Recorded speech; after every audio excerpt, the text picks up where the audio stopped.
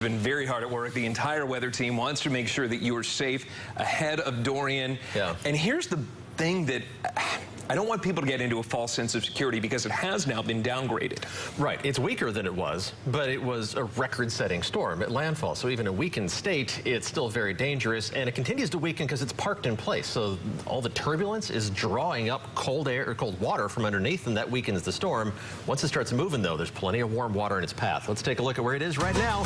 Still just parked just north of Grand Bahama Island. You can see the eye of the storm shrinking a little bit towards the end of the satellite loop here, which is also an indicator of a storm that's beginning to get a little bit weaker. But as the storm gets weaker, the rain field actually spreads out because it doesn't have the really intense rotation to kind of keep all that towards the center. That's one of the concerns, is it eventually tracks towards us. Latest statistics, 120-mile-an-hour sustained winds, gusts still to 150 miles an hour. It's going to start moving later on today. It's going to be a slow process. Anything to get it away from the Bahamas, though. It's going to track right along the coast of Florida, remaining offshore. Once we get past about 36 hours from now, that's when it's going to start to accelerate and turn to the northeast. Right now, it looks like it's just going to miss the coast of North Carolina near Wilmington and then could make landfall near the Outer Banks. That's going to be Thursday night into very early on Friday morning. That cone of uncertainty still includes the possibility that it makes landfall in South Carolina or North Carolina. Also includes the possibility that it turns farther out into the Atlantic. And within that cone, either possibility gives us some hope that maybe it's going to turn a little bit farther away, but also the concern that it makes a closer pass with even heavier rainfall. The computer model data is very tightly clustered, but even within this range here, there's possibilities that bring it a little closer to shore. Bad news, a little farther out in the Atlantic. Good news there. It makes a big difference in terms of how much rain we expect. This is the rainfall estimate from the European forecast model, which tracks the storm just offshore and kind of minimizes its interaction with land. Still a ton of rain along the coast. We're talking about 6 to 8 inches of rain at least, but for central North Carolina, less than an inch of rain for the triangle, up to 2 to 3 inches of rain for the coastal plain, but that's an amount that would only lead to some minimal flooding problems in all likelihood.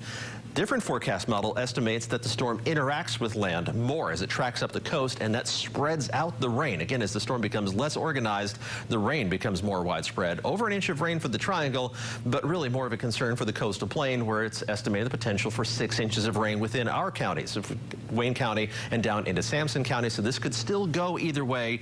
Any wiggle in the forecast path can result in even bigger changes in the overall impact pattern. So we will keep you updated as it gradually gets closer to us. For this morning, it's just warm and muggy. We've been looking for some locally dense fog to develop, but it hasn't happened yet, and the sun's coming up, so it's likely not going to be a big issue.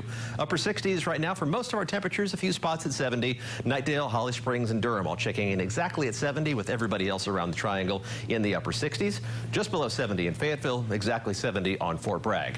We're going to heat up. Temperatures are going to be well into the 80s already by late this morning. We'll top out around 90 degrees in the triangle, just above 90 degrees in Fayetteville this afternoon, with just an outside chance of a pop-up shower or a thunder shower. Take a look at Futurecast for today, and we'll zoom in, blink, and you'll miss it. Not much there on the radar simulation, so I'm not worried about our rain chances today. And tomorrow, we're going to be dry during the day before some of those outer rain bands begin to sneak in from the south Wednesday evening into Wednesday night. Thursday's our alert day with the greatest potential, mainly for heavy rain. That's the reason for the alert. There could be some sporadic power outages with tropical storm force wind gusts over 40 miles an hour, but really it's that heavy rain threat, especially east of I-95, that we're really going to be watching in case it spreads even farther into central North Carolina. Dorian finally exits on Friday. We'll be seeing a warming trend as we head into the weekend with drier conditions. Just a slight chance of a pop-up shower or thunderstorm on a Sunday. We're keeping an eye on